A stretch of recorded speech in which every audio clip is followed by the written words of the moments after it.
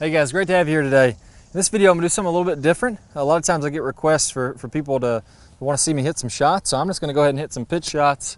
And I'm gonna talk about, I got about a 40, 45 yarder, and I'm just gonna talk through some things to work on as you're hitting pitch shots to get some good spin, get those balls coming out nice and consistent, and to really stick them pretty close. So I'll just hit about 10 or 15 here. The first thing that I work on, and I think is most important, is just get your setup correct. I like to have my stance a little bit closer together than I would with a full swing, and maybe a little bit farther apart than with a normal chip shot stance. So I'm probably about 8 inches, 10 inches between my feet, somewhere around in there. My stance is going to be slightly open. That should be a good one. One of the things that I really work on is keeping the body moving through, almost made that one, moving through the shot. So I want to feel like I'm nice and loose, and I don't want to feel like I hit a lot with my hands. I want to feel like my hands, arm, club, hips, everything's moving through together. So I want to keep that momentum moving through the shot. For those of you who have an orange whip, try swinging your orange whip without letting the shaft bend, just like you would in these little short pitch shots. And if I can keep everything moving through together, I'm going to be nice and consistent. The ball is going to come out really nice. There's another good one there. And I'm going to get some clean contact. If I start to slow down my hips and use hands and arms and wrists and that kind of stuff to get these shots to come out, you know, you're going to get inconsistent. You're going to miss hit some, you're going to hit some good ones, but you won't be able to hit 10 or 15 in a row really nicely. Next thing I'll do is open my stance a little bit, and then to counteract that, I'll open my face a little bit. Now that helps me to use a little bit more of the flange. You don't have to do this. This is what I like to do to get a little bit extra spin on the ball, because it's going to add some loft. And then I go ahead and get some forward shaft lean, get that leaning forward to get that to come out nice and low. You'll notice most of those are coming out low. You can set up square and just hit a nice normal shot. That's kind of the stock shot. This would be a little bit more of a high spin shot. So that's coming out low. We can see how that's going to check up off that heel. That one checked up nicely right by the pin. So I like to work on that. If you're going to miss, tend to miss toward the toe. If you go toward the heel, it's not going to get quite as much spin. So if you want that ball to grab a little bit extra, try to go slightly more toward the toe. That'll get some extra spin. There we go, another clean one. See how that ball is just taking one hop and then checking up kind of nice by the pin. And then the last thing here is I like to feel like my hands are pretty light on the club. I don't really want to feel like I'm death gripping the club. I'm going to feel like my grip is nice and light.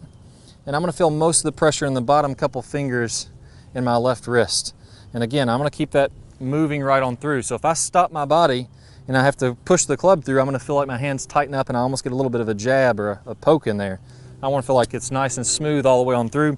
I almost feel like I'm opening my body so that I can toss this ball right toward the pin. So bottom 3 fingers. Again, keep everything moving. You're going to be able to hit some great shots. So hope that helps you guys out. Good luck. I'll see y'all soon.